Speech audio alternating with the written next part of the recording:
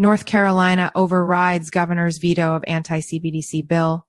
CBDC North Carolina. The North Carolina General Assembly has overridden Governor Roy Cooper's veto and now set to legislate CBDC. Last updated September 10th, 2024 at 1340 GMT3. Journalist Hassan Shittu. Journalist Hassan Shittu about author Hassan, a cryptonews.com journalist with years of experience in Web3 journalism, brings deep knowledge across crypto, Web3 gaming, NFTs, and play to earn sectors.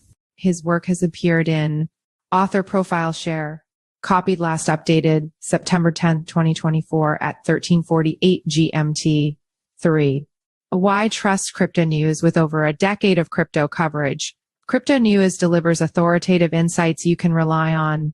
Our veteran team of journalists and analysts combines in-depth market knowledge with hands-on testing of blockchain technologies. We maintain strict editorial standards, ensuring factual accuracy and impartial reporting on both established cryptocurrencies and emerging projects.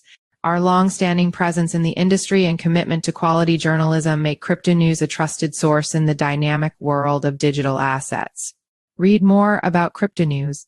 The North Carolina General Assembly has successfully overridden Governor Roy Cooper's veto of House Bill 690, a legislative move that bans the state from accepting central bank digital currencies, CBDCs, as payment and from participating in any Federal Reserve. Testing of CBDCs. This decisive action reflects North Carolina's growing concern over CBDCs' potential implications for financial privacy and state sovereignty. It is part of a broader national resistance to federal control over digital currencies. North Carolina's bill, 60% majority vote to legislate CBDCs. The legislative journey to pass House Bill 690 has been contentious. It shows the deep partisan divides and concerns over the state's role in the digital currency landscape. The bill was initially passed by the North Carolina House of Representatives in a resounding 109-4 vote and by the Senate in a 39-5 vote. However, it faced an unexpected hurdle when Governor Roy Cooper, a Democrat, vetoed it on July 5th. Cooper described the bill as premature, vague, and reactionary, arguing that North Carolina should await the outcomes of federal efforts to establish standards and safeguards for digital asset transactions before enacting such legislation. Despite Governor Cooper's concerns, the Republican majority legislature moved swiftly to challenge the veto. On September 9th, the Senate voted 27-17 to override Cooper's veto, just surpassing the required 60% majority. This followed a prior vote in early August by the House, which also successfully overturned the veto with a 73-41 margin. Notably, the latest Senate vote revealed a stark partisan shift. None of the Senate Democrats who had initially supported the bill stood by it during the override, aligning instead with the governor's position. Dan Spuller, head of industry affairs at the Blockchain Association, criticized Governor Cooper's veto, suggesting it was a missed opportunity to signal strong opposition to the Federal Reserve's exploration of CBDCs.